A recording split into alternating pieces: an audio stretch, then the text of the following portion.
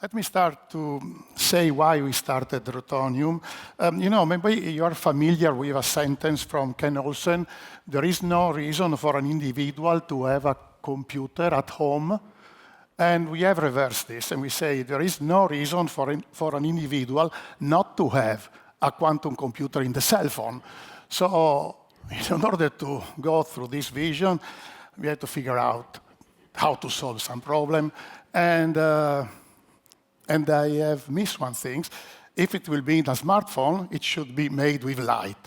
So photonics is, for us, the real technology to achieve this level of miniaturization. And because, the quantum computers at the center today are impracticable for the edge of the network. So we have to figure out how to miniaturize these things and that can fit the real world. Fitting real world means to go where the data are generated. And in order to do this, we have to define a new metric. And we have said why we do not define industrial quantum utility.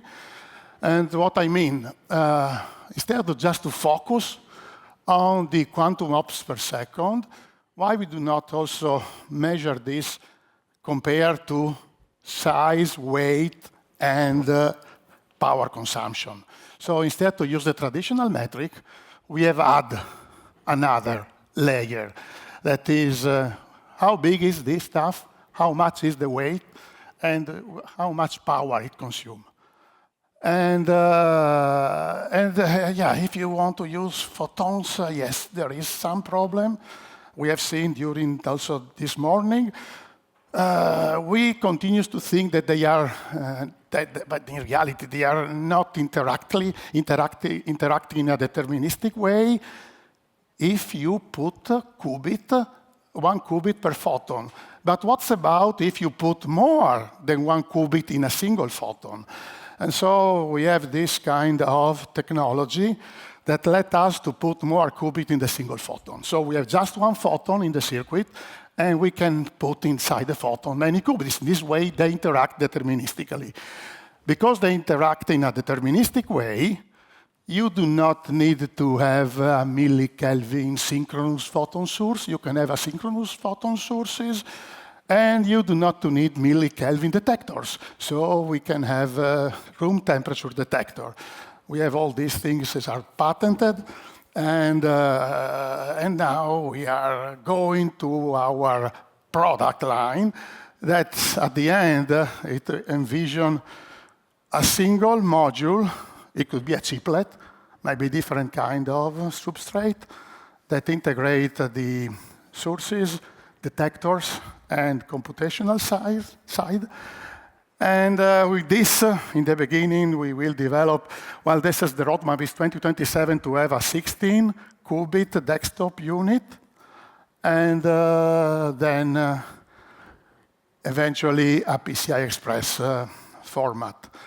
The point here is, first of all, how we can miniaturize all these things. Well, that's not easy. It's a challenge, and we are working through this. And but in this way, we are not only enabling the edge, and when we say enabling the edge, it's a hybrid architecture, of course, in which you continue to have your classical processor and an accelerator, a quantum accelerator. Of course, this is the idea. And this combination, if it is small enough, can be fitted inside satellite, inside the industrial machine, robots, drones, in every place. So where we are. And now we are at this level here. We have a 4-qubit processor. It is not fully integrated. It is just require some space. This is the space that is required, not big in reality. And you have the processor encapsulated, then you have the processor there, then you have the single photon source, then you have the detector. Now with the new silicon that we are receiving, the the detector, it will be the source will be integrated in the silicon, and in the fourth iteration, next year, we will integrate in a second module all the detector. In this way, we should have two components that can be placed in a chiplet mode, and in order to then to be fitted inside a PCI Express card too. So in this way, what we are doing is to democratize the access to quantum computation to be able to give to the industrial sector a more resilient architecture, to be able to process heavy workload at the edge, also in anticipating all the requirements for the AI algorithm that you may have at the edge, providing more robust and resilient architecture. So that's what we are doing here. And we think that from the edge of the network, we can also conquer the center. Matter of fact, looking at what's happened on the classical computation, there was the cray of the time, there was the digital equipment that time, but then something that happened at the edge, the personal computer, it was able to eat everything, and now it is the dominant architecture. We think that the quantum computer will evolve in the same trajectory. Yes, you need centralized architecture for solve problem that classical computer cannot solve, but you need a lot of computation at the edge to solve problems that are impracticable because of the size, the weight, and the power consumption of classical computer. So that's the approach, and that's the idea to enter in the autonomous age, because that is under our eyes that everything is becoming more autonomous. The industrial sector is becoming more agentic in terms of everything has to be able to interact with the other without knowing too much of what is the protocol, what are the protocol, what are this, what are that. You need to be able to answer real problem without having a lot of data, so you need small data in order to solve all these things. And we think that the quantum could be a good improvement to help the industry to enter in a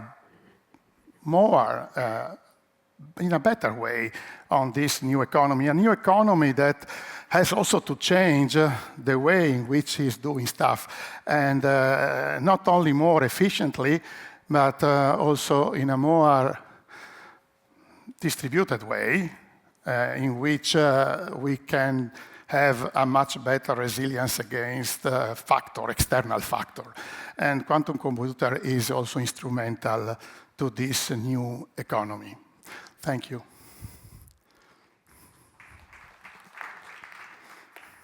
So, Roberto, I think we have a question. Yeah. Are you developing room temperature on-chip photon sources that can be miniaturized? And the second part of the question is, and single photon detectors based on integrated photonics, but that do not require cryogenics? Yes, yeah, everything has to be not cryogenic, otherwise all our story is not working. So single photon, if you have single photon sources, and if you need to address the interaction between photon in a non-deterministic way, you need a synchronous source. And if you need a synchronous source, you need millikelvin sources. So if you do not need to synchronize photons because you have everything in one photon, you can also use asynchronous sources. Of course, if you have synchronous, you can improve the performance. But you can still use room temperature sources. For the detectors is another good example. Yes, the other problem is millikelvin detectors. Why millikelvin detectors? Because the way in which you encode the qubit in the photon is much more complicated than the way in which we encode. We use the Majorana paraparticles theory. And so we have the photon. The photon has not only the spin angular momentum, also the orbital angular momentum. Orbital angular momentum in free space can can hold an infinite number of qubits. So, of course, confined inside a waveguide, you cannot have all these degrees of freedom. Now we are compressing just 2 qubits, but our roadmap is for 64 qubits in one single photon. And because of the topological structure of the qubits, we can detect the error on fly. We do not have to measure.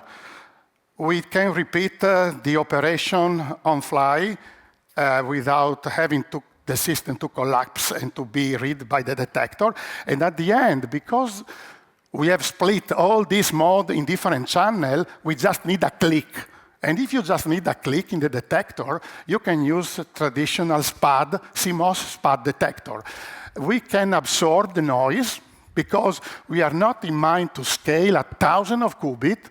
You know, if you're able to put 50 logical qubits in a processor, you can run a lot of real-time stuff or realistic stuff that in the industrial floor.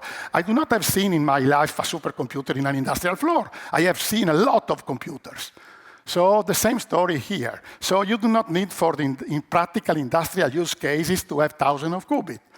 And because of this kind of constraints, we can apply room temperatures because the source is a room temperature source, and the detector are CMOS SPAD detectors. In this way, we can achieve the result in terms of logical qubit that we need. We do not need qubit to correct qubits. All our logical qubits, all our qubits are logical plus a delta t. So our physical qubit plus a delta t, that is the repetition, is the logical qubit. So we do not throw away qubits just to correct things. And that is another plus for having everything small, self-contained, and a low cost. Thank you. Thank you so much. Let's thank the speaker again.